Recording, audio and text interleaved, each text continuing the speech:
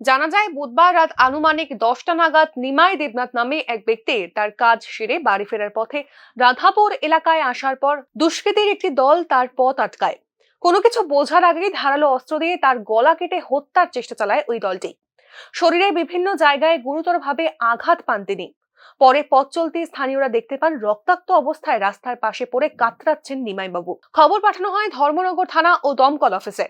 দমকল কর্মীরা খবর পেয়ে তড়িঘড়ি ঘটনাস্থলে পৌঁছে রক্তাক্ত অবস্থায় আহত ব্যক্তিকে উদ্ধার করে ধর্মনগর জেলা হাসপাতালে নিয়ে যান। খবর পেয়ে হাসপাতালে ছুটে আসেন ধর্মনগর থানার পুলিশ ও তার পরিবারের লোকজন।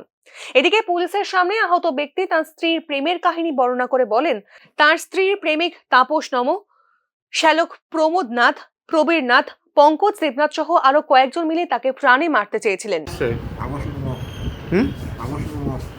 বুঝছি না।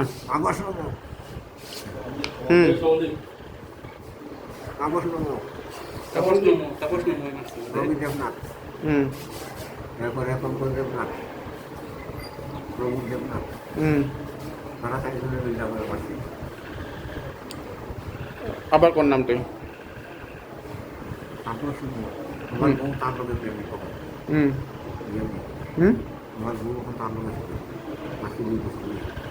আপনার মিসেস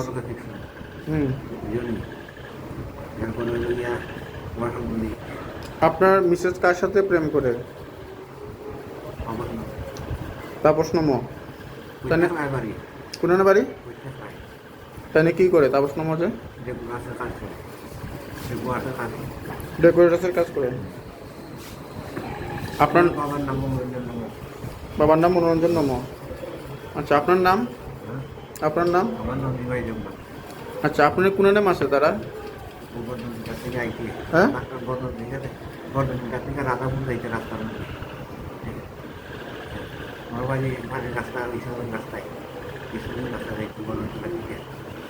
তারা কয়জনে আসলো? 6জন আসলো। কে কে আসলো? 6টা বাইক আসলো। কে কে আসলো?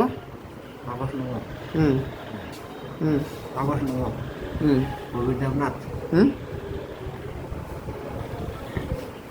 প্রবীর দেবনাথ, হুম পঙ্কজ দেবনাথ, হুম প্রমোদ দেবনাথ। হুম তারা চিনতে পারছেন আপনি? ধর্মনগর জেলা হাসপাতালে চিকিৎসক প্রাথমিক চিকিৎসা শেষে আহত নিমাইয়ের অবস্থা আশঙ্কাজনক দেখে জিবি হাসপাতালে উন্নত চিকিৎসার জন্য পাঠিয়ে দেন। এই তো পেশেন্ট তো আমার কাছে ধরেন কটার সময় আনুমানিক আসে 9:10 আইসে আইসে পরে পেশেন্টের গলা প্রায় 1 ইঞ্চির মতো পুরো আসলো কাটা সামনে দিয়া এবং মাথার পেছনেও হেভি ইনজুরি আসছিল। সো আমরা করলাম কি ফার্স্ট মাথার পেছনে স্টিচিং দিয়েছি, দিয়ে সেরা তারপরে এই জায়গাটারে যদ্দূর পারি আমরা ইমার্জেন্সি রুমে তাড়াতাড়ি রিপেয়ার করছি পরে এখন ব্লিডিং আপাতত বন্ধ। পেশেন্ট মোটামুটি স্টেবল আছে। তো আর বাকি আমরা ন্যাশনাল অ্যাম্বুলেন্সে ফোন করছি, তারা গাড়ি নিয়ে আইতেছে। আর ইন দ্য মেন টাইম পেশেন্টের ওয়াইফ আইছে, তো ওয়াইফ এবং ওয়াইফের সঙ্গে আরেকজন কে আছে জানি না, রিলেটিভ, তারা এখন পেশেন্টের নিয়ে জীবিত যাইব, এই আর কি। স্যার, আপনার শুভ নামটা? ডক্টর শেখর সরকার।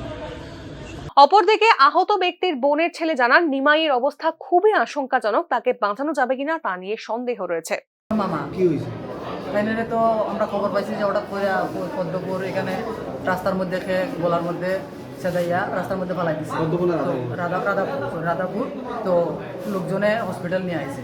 তো খবর পাওয়ার পরে আমি এখানে আইছি। আবার পরে তো মামার কাছ থেকে যেটা বক্তব্য শুনলাম, তাইনে যেটা কইতাছে তাইনের সম্বন্ধী এবং আরো কে তাপস নম এবং তাইনের শালা জানা কি আরো 2জন, তারা মিললা এই আক্রমণটা তাইনের উপর করছে। এখন তাইনের অবস্থাটা খুবই মর্মান্তিক অবস্থা, কোন সময় প্রাণ যায় পাওয়া যান না। যদিও এখনো পর্যন্ত আক্রমণকারীদের গ্রেফতারের কোনো খবর পাওয়া যায়নি। তদন্ত শুরু করেছে স্থানীয় থানার পুলিশ। এই ধরনের ঘটনায় গোটা এলাকা জুড়ে আতঙ্কের পরিবেশ সৃষ্টি হয়েছে। ধর্মনগর থেকে কিশোর রঞ্জন হোরের রিপোর্ট, নিউজ নাও।